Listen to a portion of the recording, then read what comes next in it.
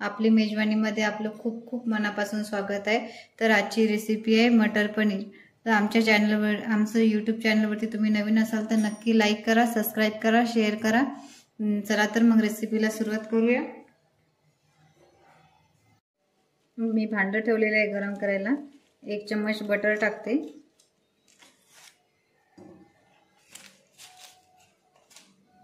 आता मी बारीक केलेलं पनीर, बारीक चौकोनी आकाराचे तुकडे केलेले आहे पनीरचे। आता ते बटरमध्ये फ्राय करून घेते।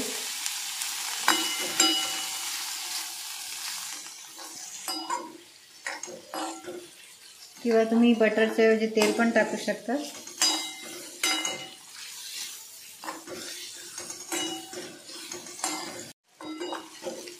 पनीर झालेलं आहे, आता मी काढून घेते। आता मी याच्यातच 1 वाटी कांदा कापलेला मी फ्राय करून घेते लालसर रंगाचा।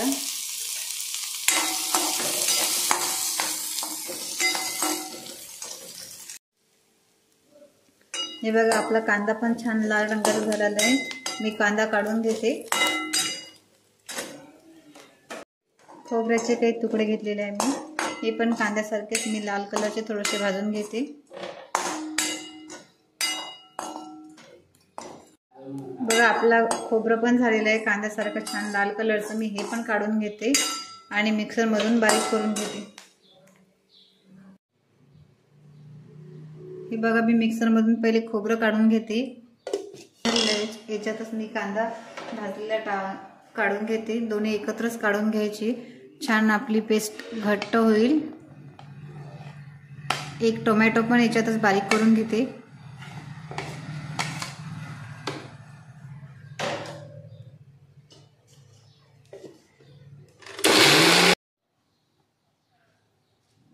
एक टोमॅटो घेतलेला आहे, ते पण मी याच्यातच बारीक करून घेईन।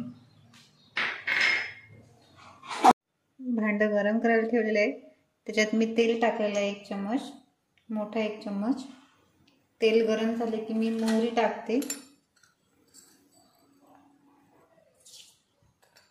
मोहरी छान तेलामध्ये फुटू द्यायची।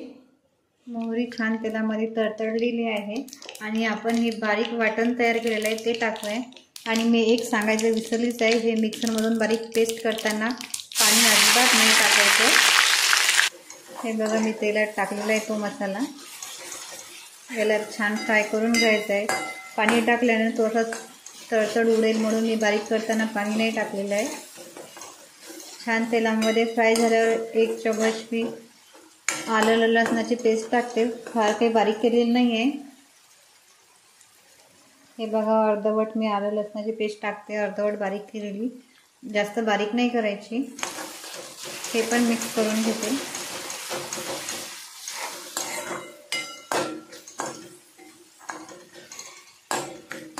5-10 मिनिटाला तेलामध्ये फ्राय करून घेते। हे बघा आपला छान मसाला झालेला आहे। तर मी 1 चम्मच हळद टाकते।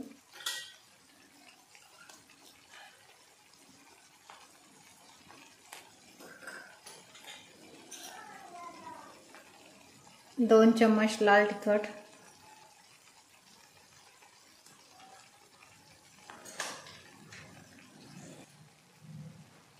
आणि 3 चम्मच बटर पनीर मसाला टाकते। मी बाजारातून विकत आणलेला आहे, तुम्ही पण विकत घेऊ शकता बाजारातून। छान मिक्स करते मी आता। हे चवीपुरतं मीठ घालूया।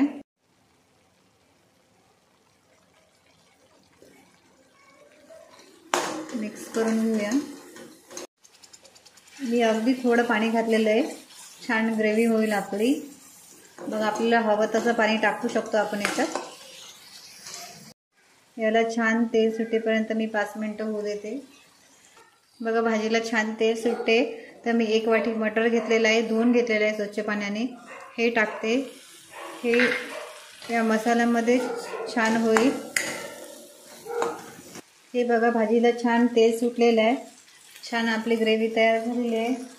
आता फ्राय केलेलं मी पनीर टाकते।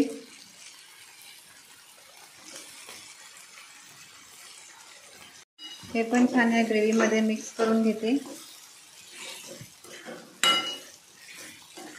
छान मिक्स झालेलं आहे. आता मी पाणी टाकते थोडंसं.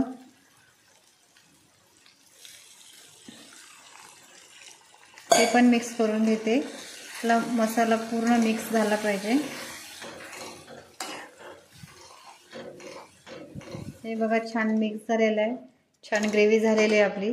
तुम्हाला पाहिजे तेवढं पाणी घालू शकता भाजीमध्ये. आणखी पातळ करायची असेल तर. भाजी छान घट्ट झालेली आहे. आपण 5 मिनिटं भाजीला उकळी येईपर्यंत ठेवूया कमी गॅसवर. तर हे बघा छान आपल्या भाजीला उकळी आलेली आहे. छान ग्रेव्ही झालेली आहे. तर्री पण छान आलेली आहे. आता एका बाउलमध्ये मी काढून घेते. हे बघा मी बाउलमध्ये भाजी काढून घेतलेली आहे. बघा छान दिसते भाजी. 1 चम्मच मी बटर टाकते.